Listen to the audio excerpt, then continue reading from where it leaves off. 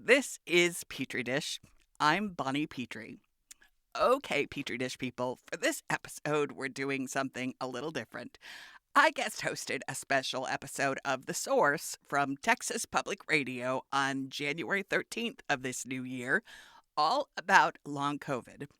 We took listener questions for two of my favorite experts on COVID and long COVID, Dr. Barbara Taylor, who is Associate Professor of Medicine at the Long School of Medicine and an infectious diseases doctor and researcher at University Health in San Antonio, as well as Dr. Sudha Seshadri, a neurologist and the founding director of the Glenn Biggs Institute for Alzheimer's and Neurodegenerative Diseases at UT Health San Antonio. So instead of sharing a show in our typical podcast format, we're going to share this special because it's got a ton of good info on long COVID and what it's like to be a long hauler from some people who are living it. Now, heads up, here in South Texas, we have a fun winter allergy season, which can cause what's known colloquially as cedar fever, and I've got it. You can hear it in my voice now, and you can definitely hear it in the show. I struggle a little bit. Now, I may sound like a frog, but please bear with me for what the experts have to say. It's important stuff. Thank you so much, and talk to you soon. This is The Source on Texas Public Radio, 89.1 FM. I'm Bonnie Petrie, in for David Martin Davies, and today, since early in the pandemic, it was clear that not everyone fully recovered from COVID-19, even after the virus was long gone from their systems. They couldn't breathe, they couldn't think, they had chronic pain, they couldn't get out of bed, they couldn't work or take care of their families. COVID symptoms lingered for weeks and months and devastated their lives. They became known as long haulers, and the syndrome they were suffering from became known as long COVID. San Antonio researchers have been on this since the beginning, and we are now joined by two of them who will take your questions and hear your stories if you call or text at 833-TPR-TALK. That's 833-877-8255. And they are Dr. Barbara Taylor, the Associate Professor of Infectious Diseases and Assistant Dean for the MD-MPH program at UT Health San Antonio, and Dr. Sudha Seshadri, who is a professor of neurology and founding director of the Glenn Biggs Institute for Alzheimer's and neurodegenerative diseases at UT Health San Antonio. Thank you both so much for joining us. Let's start with Dr. Taylor. Could you tell me, since you are involved in a study, which we'll talk about later on, but you must have a working definition of what long COVID is. So that is actually a more complicated question than it sounds, Bonnie. So as you probably know, there are several different definitions of long COVID or long haul COVID, or what we call post-acute sequela of SARS-CoV-2 or PASC out there. I think the simplest way to think about it is someone who continues to have symptoms after a COVID diagnosis, but how long someone is required to have symptoms varies between the different definitions. So the CDC defines post-COVID conditions as sort of 4 or more weeks after you're first infected with SARS-CoV-2, as far as persistent symptoms. The more formal definitions of PASC, of post-acute sequela of SARS-CoV-2, require people to have symptoms for 12 weeks or about 3 months. But really, in my own practice, and I think clinically, I start talking to people about it after 4 weeks. If people are continuing to have symptoms in the subacute period, sort of 4 weeks to 12 weeks, I think it is something to consider. What symptoms are you seeing? So I think another challenge with who has long COVID is the vast variety of symptoms that we see. So the most common symptom by far is fatigue. There are also, the second most common are often neurologic conditions. And so I'm sure Dr. Seshadri will have a lot of insight into those, but we see what's called brain fog or neurocognitive challenges and headache, very common. But we also see lung conditions like shortness of breath or pain when you breathe in. We see heart challenges. We see it affecting people's kidneys, people's GI tract, people's livers, neuropathies. There are many, many ways that this can manifest, which is why there's not yet one clear definition of what this is. Dr. Seshadri, I remember talking to you early in the pandemic, and you were concerned immediately because the symptoms, two of the symptoms were loss of taste and smell, and you're a neurologist, and you said that's the brain. So tell me about that. Sure. As you said, loss of smell and taste are unusually prominent in this viral infection with SARS-CoV-2. And as a neurologist, there are three conditions where loss of smell is prominent. One is after head injury, and the other two are Parkinson's disease and Alzheimer's disease. In fact, for many years, neurologists have considered using smell tests as early markers of neurodegenerative processes. So that was one cause for concern. But it does seem like the virus affects the brain in many ways. So if you do have anosmia or if you do have problems with smell and taste, there's a suspicion that you may be a little more likely to have long-term sequelae, but you don't have to have that to have neurological manifestations of long COVID. So what neurological manifestations are we seeing in long COVID? There is commonly this brain fog, that is the sensation of cognition not quite being what it was. And when you test, people fit the definition of what is called mild cognitive impairment. There may be slowness in thinking, difficulty with memory. Other symptoms are fatigue. They can be muscle and nerve type symptoms ranging from muscle pain, weakness, to tingling in the distribution of the nerves in the hands and feet. They can be involvement of what we call the autonomic nervous system. This is the part that keeps your heart rate and your GI system working well. So people can have dizziness when they stand up because the regulation of the blood pressure when you stand up is a nervous system function. They can have sleep disturbances. Again, sleep is something that is partly neurological. So this is sort of common symptoms. So I would love for the rest of the show to be questions from listeners. So I'm going to give the number again, 833-TPR-TALK. That's 833-877-8255. We also, you can tweet us at TPR Source and email us at thesource@tpr.org. Let's go to the phones. Alyssa is on the line. Hi, Alyssa. Hi, it's Alicia.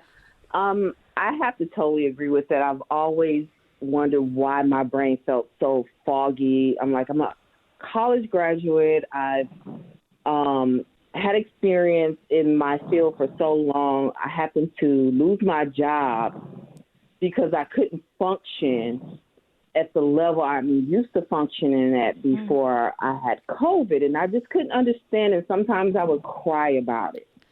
Yeah. I experienced depression. I started right away in August seeing a therapist as well as seeing a doctor first, and then seeing a therapist after that, maybe a few months after that, because I just had this fogginess, this sense of depression, anxiety. I totally get where the no smell is. Almost burnt my house down during COVID because I couldn't smell the smoke. Yeah. Dr. Taylor, let's, do you have a question, or did you just want to share your experience? I just wanted to share that, and I would also just want to make a comment if you all would even think of considering the longer haul of the effects, maybe past 6 months, because I still feel like I have that low, I can't breathe as often. I was working out up until COVID. I have no desire to work out because of the depression, not the depression, but because of the shortness of breath, and then my back, like I can't walk as far as I used to. I'm just like, my health is going down so fast. So that's just all I wanted to say. Yeah, I didn't want to cut you off if you had a question too, but just sharing your experience is definitely enough. And I thank you for doing it, Dr. Taylor. That's a lot. Yeah. So I just want to thank Alicia for calling and sharing her experience. And I think hopefully you know that you are not alone in this struggle.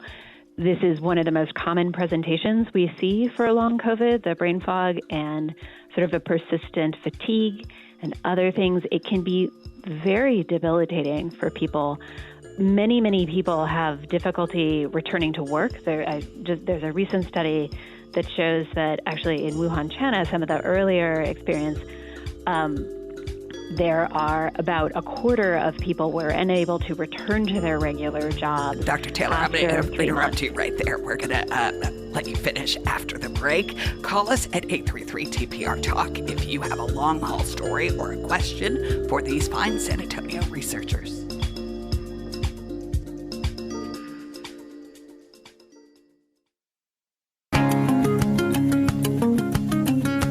This is The Source on Texas Public Radio 89.1 FM. I'm Bonnie Petrie, in for David Martin Davies. Call or text us at 833-TPR-TALK with your long-haul stories or questions. Dr. Taylor, I interrupted you before the break. Do you have more to add for Alicia about her experience? Thanks, Bonnie. Yeah. So the other thing that I think is important to recognize is, although the sort of definition of long COVID is symptoms after 4 weeks or 12 weeks, we definitely see people who continue to have symptoms after a year or more. Our understanding of this illness evolves as we have more experience with people in recovery from COVID-19. And some of these symptoms can last a very long time. Especially the brain fog and the difficulty with word finding and other things can be really a challenge for people. So, Dr. Seshadri, since so much of that I heard from Alicia is associated with the brain, can you just dive more deeply into what we may be seeing occur with the brain in long COVID? We are still studying this, and Dr. Taylor actually leads an effort in San Antonio to enroll people who have had COVID to better understand the whole range of symptoms affecting the body and the brain. We are partnering in that piece. We are looking at many things. We know that there are receptors in the part of the brain that is involved in smell, as well as many other parts of the brain that the viruses bind to. There are two kinds of receptors. And then, so the virus likely enters part of the brain for some time. It may not stay there, but then there is a response of the body, an immune response that can result in injury. This can be within the brain or the immune response generated in the body, which in turn can damage parts of the brain. There seem to be effects on the neurons, the glia, as well as on the small blood vessels that supply these neurons and glia. During COVID, among people who become very ill, we know that you can have a higher risk of stroke and thrombosis.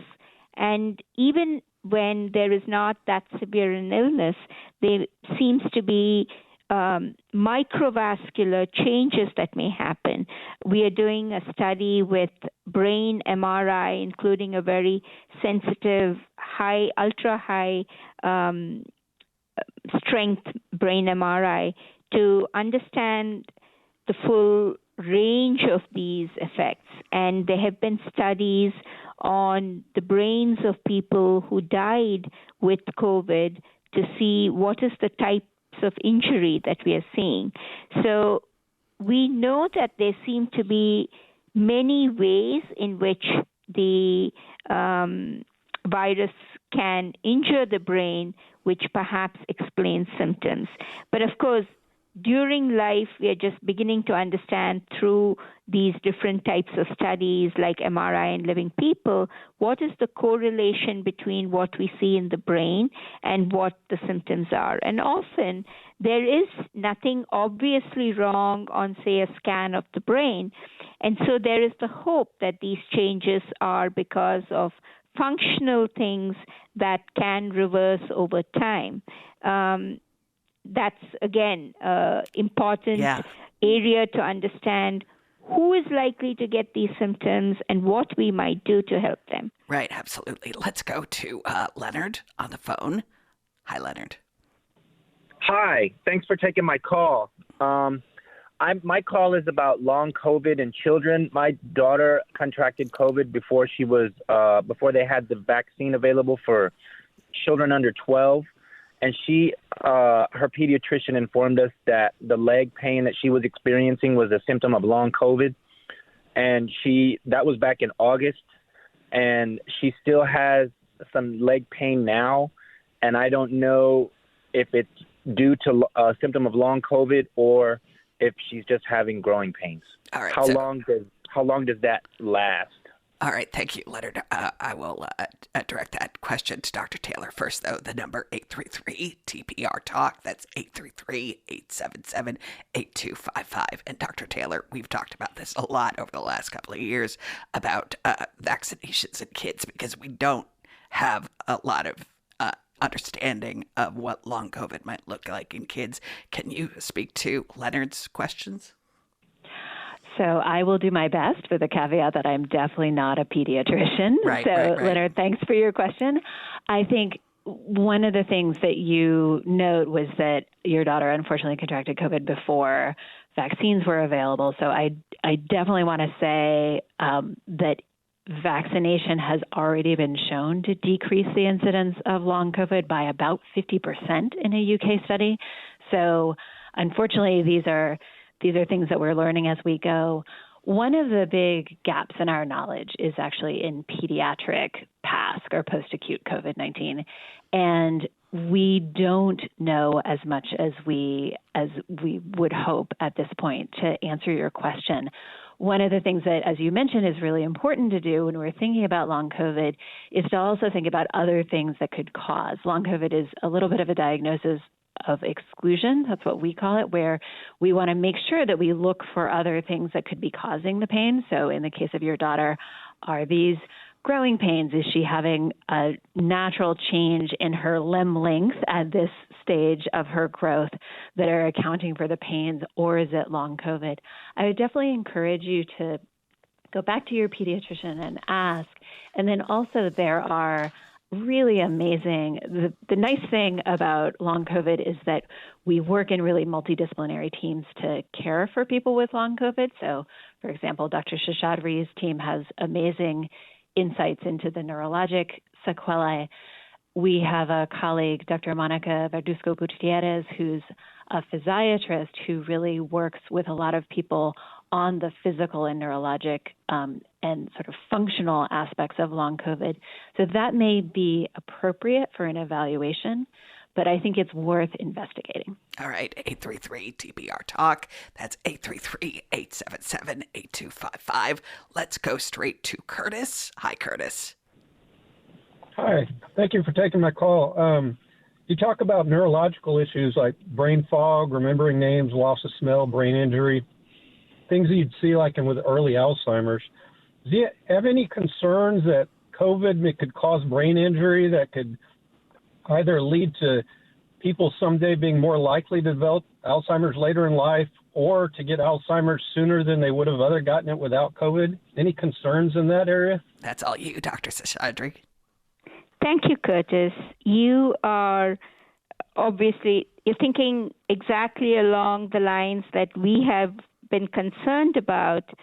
In fact, there is a special emphasis group in the 2022 Alzheimer's disease related disorders planning meeting of the National Institutes on Health, and that's entirely devoted to how is COVID-19 pandemic likely to impact the risk of Alzheimer's disease related disorders, as well as how is it going to impact progression in people who might have an early stage of the disease, might be having mild cognitive impairment at this stage.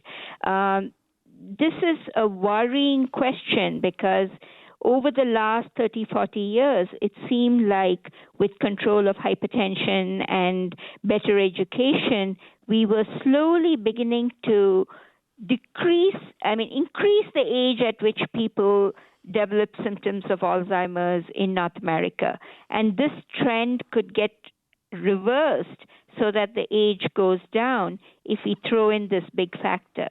Now, the effect of the virus is one part of the thing we are concerned about, but there are other reasons that we are concerned about the pandemic because, as you know, social isolation was something that happened during the pandemic, a decrease in exercise, a change in the healthiness of the diet that people were eating. These are also factors that can increase the risk of Alzheimer's. So this is definitely something that is of concern, is something that we need to study, and we and others have some 4-5-year grants to see what the impact is going to be. It's too early now to tell. So, Dr. Seshadri, I wanted to follow up on that a little bit. We'd heard throughout the pandemic that some people who were in the early stages of dementia sort of saw a rapid worsening of their symptoms. Is that something you've seen? Yes, we have definitely seen worsening in some people. This, in certain cases with COVID, there can be demyelinating changes in the brain or stroke-type symptoms or encephalitis-type symptoms, which would explain the worsening. But sometimes you see a worsening without any of these clear links when you, say, examine the person or image the brain. There is a suggestion that some genes that increase the risk for Alzheimer's may also increase your vulnerability to COVID, such as the gene apolipoprotein E and some rarer genes. So this is something that has us worried, and we're trying to understand why this might happen. So can you tell me, either Dr. Taylor, I'll actually ask you, can you tell me about how the COVID virus moves through the body so that it can affect, it's a multi-sort of system disease, and how that sort of translates into different long COVID symptoms? And we'll probably get half of your answer in before the break, and then we'll elaborate later. Okay, sounds great. So SARS-CoV-2, the virus that causes COVID-19, enters your body through inhalation, usually, and it binds to receptors on the cells that are in either your upper airway tract, as is the case with Omicron, or in your lungs. But from there, it can really go throughout your body. So one of the things, like Dr. Seshadri mentions, is the thing that might be causing long COVID or contributing to long COVID is direct viral harm from the virus to all sorts of organs, your kidneys, your liver, your pancreas, your heart, your lungs, your joints. We see people getting diabetes more after COVID infection, probably because of inflammation in your pancreas. So it really does disseminate. It is a full body infection, and it has the potential to affect every single organ in your body. And that may explain, although we don't know, and we will talk about that after the break, your study, Dr. Taylor, and the research you've been doing, Dr. Seshadri, on long COVID, which really is a multi-system syndrome So stick around if you have questions about long COVID or want to share your story. 833-TPR-TALK. That's 833-877-8255. You can tweet us at TPR Source or email us at thesource@tpr.org. You're listening to The Source. I'm Bonnie Petrie, in for David Martin Davies.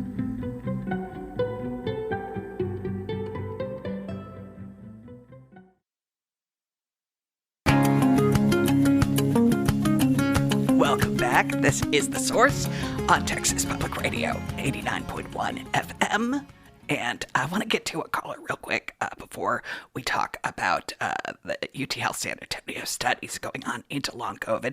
And that's what we're talking about this afternoon, long haulers and long COVID.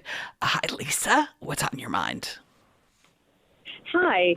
Thank you. I had COVID in December of 20. I lost my taste and smell. Over the next, few months, it, felt like it slowly was coming back. And then all of a sudden, about 6 months into it, my taste and smell just turned into everything tastes bad, tastes strange, weird smells, the whole thing. So I think that's called parosmia. And I was wondering, is there anything out there that can be done to help reverse this parosmia, and how long, do we think it's going to last? Does it ever get back to normal? And also, I've got, the joint pain as well that I've got with long COVID, and I don't know what kind of studies are being done with that. All right, let's talk to Dr. Seshadri about her taste and smell situation. Sure. Taste and smell seem to take different courses in different people. So in some, it comes back fairly quickly and returns to normal, and in others, like you, it can fluctuate, and people can be left with deficits. And we don't completely understand why there is a difference in different groups of people. There isn't a drug that we are able to use specifically to bring back smell or taste. As I told you earlier, we used to see this in early Alzheimer's or Parkinson's, and we still don't have any medicine specifically for that. But more broadly, there are studies being done to see what might help with the entire long COVID syndrome. It is important to ensure, first of all, that there, that nutritionally and in terms of vitamins, there are no deficits, because those are correctable factors. They may or may not bring back the taste and smell, but if they are contributing, that's something easy to address. And then we don't have, again, a specific treatment for long COVID, which is why there are other studies ongoing. But Dr. Monica Verdugo Gutierrez, as Dr. Taylor mentioned, runs a clinic. At the Alzheimer's Center, we run a clinic more for older persons, focusing more on the cognition, and she focuses more on people across the lifespan with perhaps less specific to cognition symptoms. But yes, offline, we'd be happy to examine the specific circumstances in your case and whether you would be eligible for one of the studies. Right. So let's go to Dr. Taylor now. This is a great way to transition. Lisa talked about joint pain. And I know that UT Health San Antonio is one of the locations for a great big National Institutes of Health study into long COVID. So if you could just start by talking about why she might have all this joint pain, and then sort of segue into talking about the study. Yeah, thank you. And I think that joint pain is a very common long COVID symptom. And unfortunately, we've known that joint pain can be a sequela of lots of infectious diseases for decades. Although long COVID is specific to COVID-19, there are many other illnesses, particularly infectious diseases, that lead to these types of symptoms going along.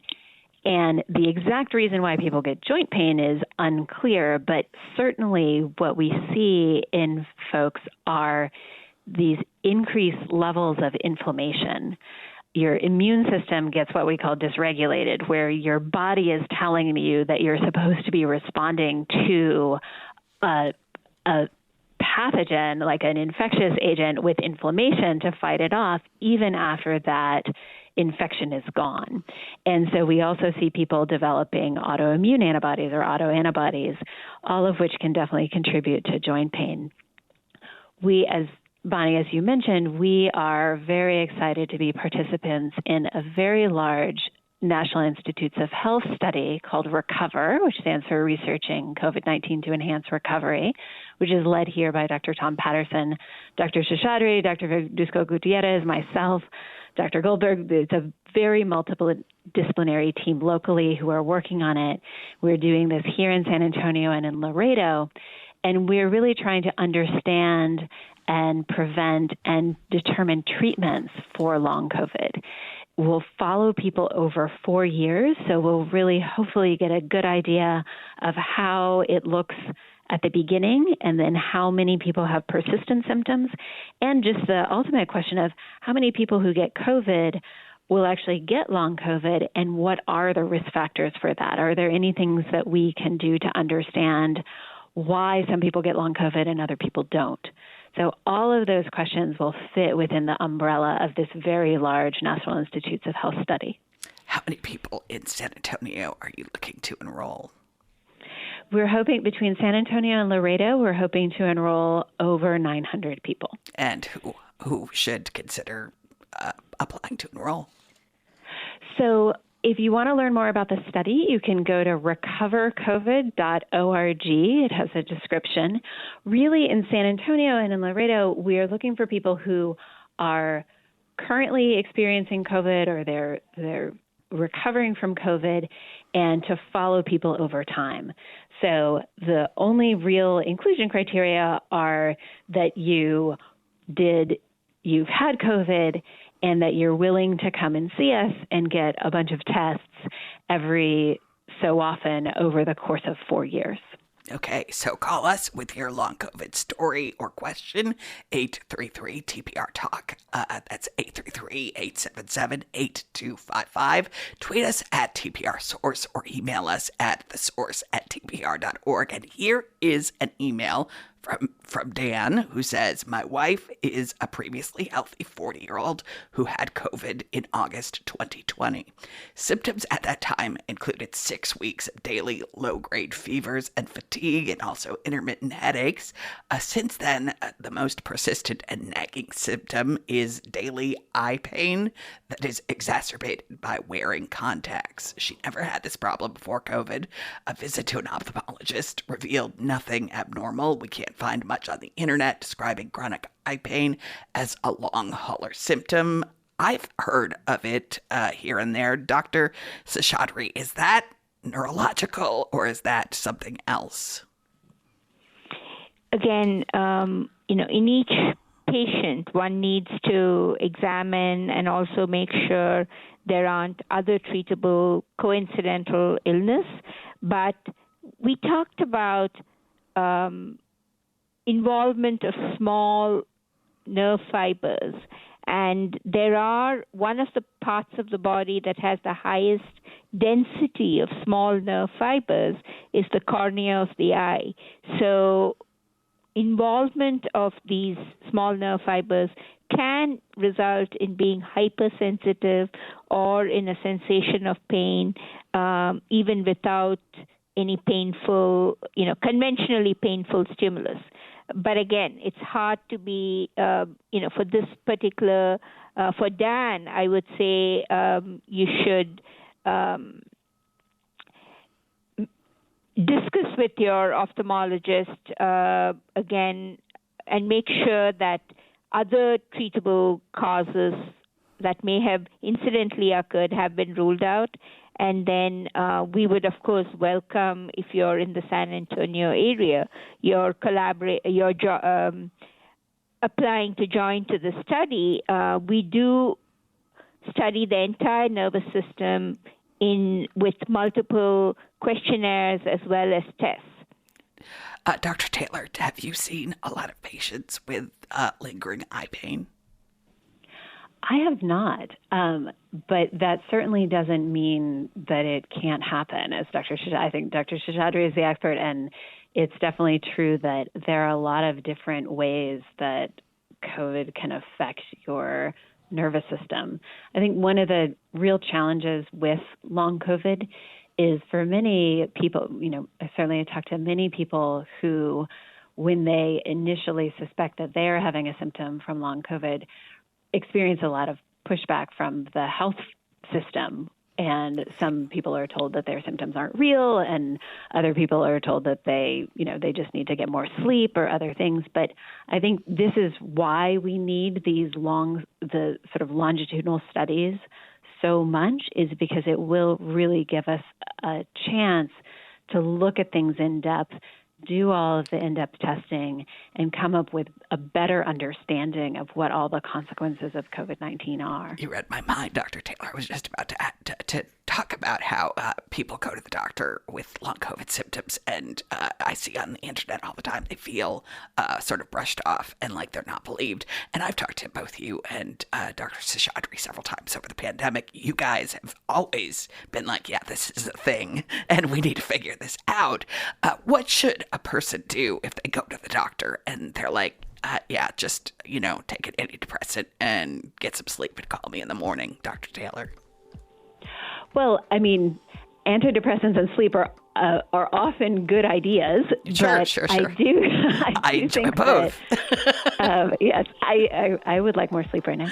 I definitely think that it is important for everyone to feel heard by their healthcare providers. And if you are experiencing that kind of frustration, one of the real challenges we have in San Antonio is access to care. But I would encourage you to seek out someone who will listen to you.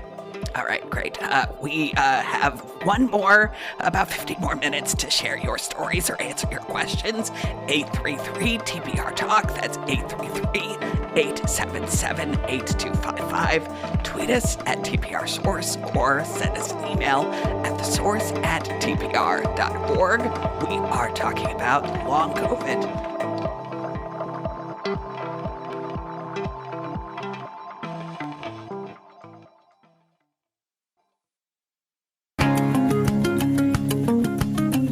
This is The Source on Texas Public Radio, 89.1 FM. I'm Bonnie Petrie in for David Martin Davies, and we're talking about long COVID. So if you have a long COVID story, if you're a long hauler, or you have a question about long COVID, give us a call or text us at 833-TPR-TALK. That's 833-877-8255. Dr. Taylor, let me run down your creds again. Associate Professor of Infectious Diseases and Assistant Dean for the MD-MPH program at UT Health San Antonio. Let's talk a little bit more about the study, because one of the reasons it's exciting that we have these locations in San Antonio and Laredo is because we have unique demographics here. So what can our unique population do to inform the larger study? What do we offer here?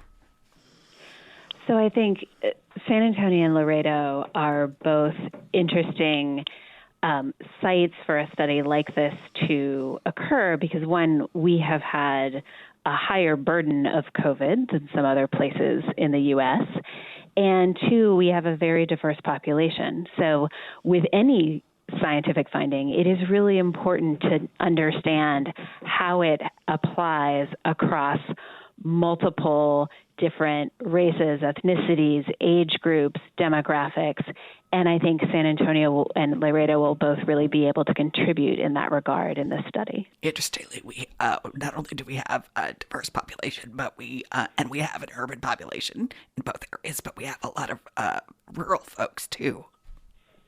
Yeah, and I think, what do we know about COVID? We know that it has certainly had an increased impact in dense urban settings. It also has people of color have borne an outsized burden of this illness, and so it's really important to recognize that. And I think the challenges for rural Texans and rural folks in general is our issues with access to care. And so one of the things we know about long COVID is the more severe your illness is, the more likely you are to get long COVID. And that can be caused by problems with just getting access to care, getting access to oxygen. Your first illness with COVID can really predict how things are going to go in the long run. Okay, let's take a call. David, what's up? Hello? Hi. Hi. Yes, I just had a question here. I'm 58 years old. My mom is 96 years old. I had COVID in January of 2020 before the big outbreak, and she suspects that she did too. We both have gotten the Moderna vaccine, and we both are experiencing dry mouth during sleep. I'm talking extremely dry. Has there been any reports of that? Dr. Taylor? So that certainly could be a symptom of some autonomic dysfunction, I think. But there, like I said, there is a whole constellation of symptoms with long COVID. And so it is very easy to say, yes, this is happening. And I think the question would be, is it attributable to long COVID or is it attributable to something else? But it's something that should certainly be looked into. You both have mentioned the autonomic system a couple of times, and it's been interesting to watch research into long COVID to really sort of pay attention to dysautonomia or autoimmune conditions that often sort of are ignored, it seems, by the medical community. These are now at the top of line of research. Dr. Taylor, it's very interesting, like a person who used to have to fight to get a tilt table test for dysautonomia. Now these things are much easier to get. Is there some good that can come from this, Dr. Taylor? I certainly hope so. I mean, one always hopes that out of this horrible tragedy of this pandemic that we are learning, and that will allow us to better serve our patients in the future. I do really think it has increased our awareness of a lot of these neurological syndromes that are less common. Certainly for me, I have learned a lot about loss of sense of taste and smell from my colleagues like Dr. Shashadri and Dr. Verduzco-Gutierrez. I had never really had to tell anybody how to do smell training, for example, until the last 2 years. And so I do think we're learning, and I think it's increasing awareness of these syndromes that are less definable and require a little bit of extra attention and diagnostic workup, and hopefully making them more just sort of brought into the light of, sure, okay, these are real things that are happening to people, and we need to figure out a way to have the science describe what's happening. All right, 833-877-8255. Jenny is on the phone. What's on your mind, Jenny? Hi, I was just calling. I have a 20-year-old nephew who had COVID back in June of 2020, and he still to this day has high blood pressure. He's seen doctors. He lives in the Chicago area. He's seen doctors in Northwestern University, and they really can't explain anything to him. They put him on high blood pressure meds, and he still has high blood pressure. And they've even had to increase his dose, and he's only 20. Do you have any thoughts or ideas on that? Dr. Taylor, we were just talking about dysautonomia. Blood pressure it is an issue. Is high blood pressure common? So I would say more commonly are labile blood pressures and high heart rates, but it is certainly because SARS-CoV-2, this virus, can impact any of our organ systems, and also because it goes through the ACE2 receptor, and ACE2 is important in terms of regulation of blood pressure and heart rate, and is particularly important in the kidneys. I think that it is entirely possible that one could develop higher blood pressure after COVID. So what should her nephew do? So I think, the most important thing is to control the blood pressure, because sounds like it is a real thing. And then making sure other organ systems are working well. So definitely making sure that his kidneys are functioning well, watching his other inflammatory parameters, and really continuing in care to see that, the real challenge with this is we don't know if many of these phenomena are temporary and we should expect that these will go away in the next couple of years, or if these are permanent changes. And I think the answer to that question probably varies from person to person. So there's so much, unfortunately, that we still don't know about this very new syndrome. So the federal government considers this, in some cases, a disability, recognizes that this can be disabling. Are you concerned, Dr. Taylor, as we go forward, what kind of burden this might put on the healthcare system or the economy or any number of other things? Yes. And I think that we have talked over the last 2 years about sort of what will the long-term consequences of the COVID-19 pandemic be in our society. And we just don't know. We have never been in a situation where so many people have had the same virus over a short period of time in the United States in memory. We've surpassed numbers for the 1918 flu. Now, granted, probably a lot of 1918 flu cases were not diagnosed, right, but this is unprecedented. And certainly the concern, if 10 to 20% of people who have COVID-19 are going to have some sort of long COVID symptoms, then we need to be prepared to address it. We need better treatments. We need to know how to help people with all of these different symptoms. And we need to be prepared as a society to support people through it. Dr. Seshadri, a population with impaired cognitive function isn't great. What are your concerns going forward? Exactly. As you said, if this increases the prevalence of cognitive dysfunction, that is going to put a burden on our system.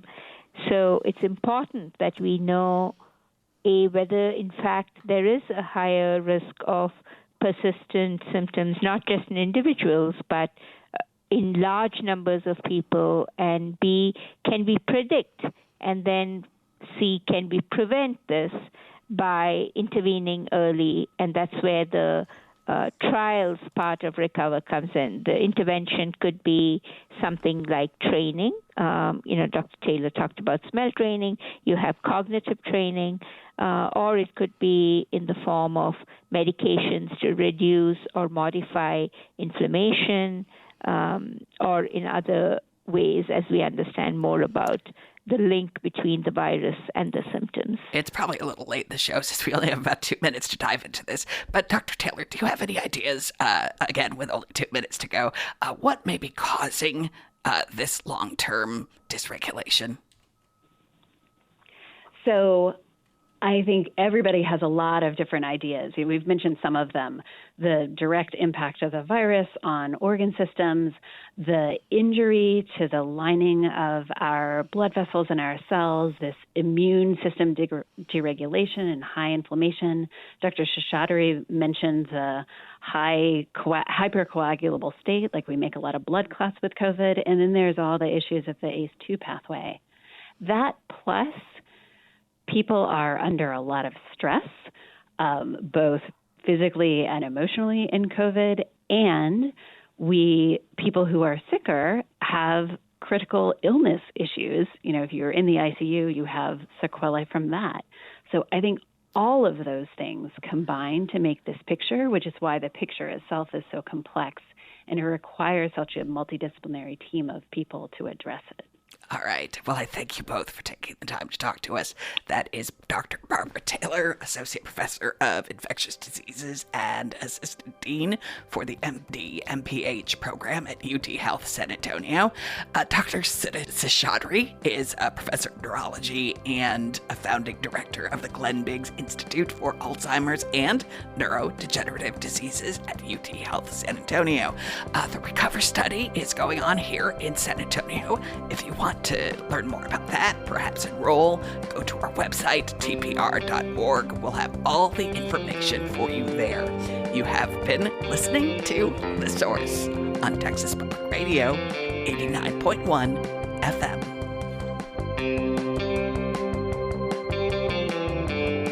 This has been The Source on Texas Public Radio. The Source is hosted by David Martin Davies, produced by Kim Johnson and Dallas Williams, with production assistance provided by Jackie Velez. Dan Katz is TPR's news director. Support for The Source comes from contributors to the Community Engagement Fund, including the Gladys and Ralph Lazarus Foundation.